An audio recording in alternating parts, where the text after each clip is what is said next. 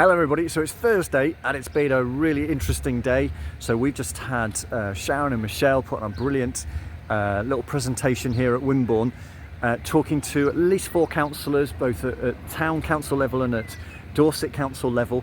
The town crier was here as well, a key local person, and just saying to them, look, this is what we do. Did you know this is all the provision that we provide now, that food banking much more is a life centre idea? And though we love being a part of this family hub because of all the connections that there are to be made, we don't have enough space and we don't have our own space. And really interesting to you can see them putting it into their minds and going, actually, this is going to take a bit of a journey, but we're going to make this work. We're going to have the possibility. There's a property over there we've got our eye on, but just so you know, that's been a really successful couple of hours, and hats off to Sharon and Michelle for putting that on with some of our other volunteers here.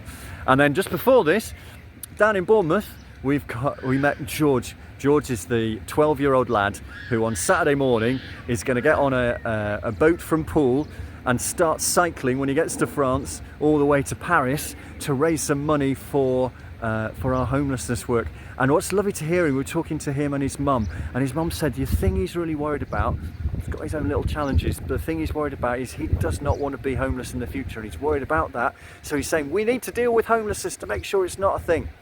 He's so passionate, and they've raised over £1,000 already. He's told his school friends, he's told his dad's work are all behind it, and it's great that we're able to get behind it too. So just lovely to see people doing specific things to help us on our way. Be encouraged. Hello everybody, bit of Friday afternoon extras. Just to update on George and his bike ride. It's heading off. This is Friday afternoon, so he's heading off first thing tomorrow morning to cycle up to Paris over half term. Really great buy-in from all sorts of people. Thank you for pushing this, and do keep pushing it, and we'll try and give you an update of how he's going, because it was just lovely. I forgot to tell you, we were on the fields where they were filming yesterday, and this bloke stops walking his dog and says, what's going on here? And we tell a little bit about, and then says hello to George and things like that. Reaches in his pocket, dumps a load of change in our pocket, £3.56 it was, towards George's target. But just amazing what people will give towards extraordinary things, which is a by the by. It's very quietly in the background. There's organisations like there's one called the Bear Regis Trust, I think it's called, who give quite a significant amount of money each month very quietly to the CMA work.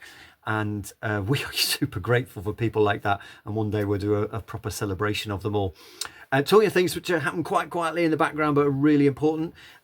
We've just been doing some work today with Donna and Danny from Smile, who are bringing together a really tight way of working with our link work there. It's great to see that very clear referral process in, and the things that they will do with each of the stages. It's amazing how that link work, we're thinking of calling it one-to-one support work or casework, how that is growing, and actually how it resonates with the casework that David and the team are thinking about in half time, in terms of having that simple process for people coming in to get extra support for a time to help them meet a point of resilience or a particular point of difficulty, and then helping them to move on.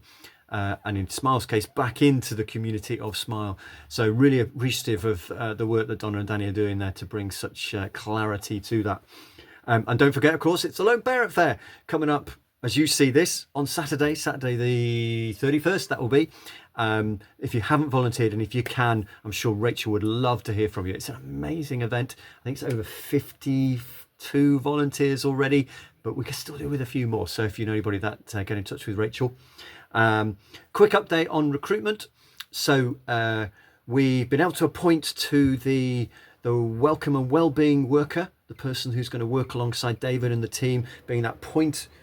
Reception is far too underscoring the work they do. It's like a triage point as people walk into half time, and to also run the Thursday Club, which is the new sort of community safe space for those who are vulnerably housed. And a lady called Joy, who we've known for quite a while through Teen Challenge, she's going to come and work with us part-time, probably from end of June, start of July. And we've also been able to appoint to the comms assistant role. We'll tell you more about that lady as that comes through. 2, we're going to go out again. Our premise around recruitment, if we're not sure that's really the right fit, better not to appoint and to go out again. So we're going to be looking for that business development role to really help us get into businesses and drive the relationships there, and more around the empowerment worker role for half-time. So two really great roles.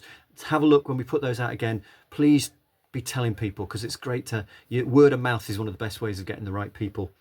And finally, don't forget to fill in which slots you want for the pension one-to-ones after we've got our seminar on the 11th of June. 20-minute slots there to speak to Joel, who will be really helpful in getting you started or getting over a particular question you might have around pensions. Thank you for all you do. If you're on half term, have a great week. If not, keep battling and keep strong. We'll talk to you soon.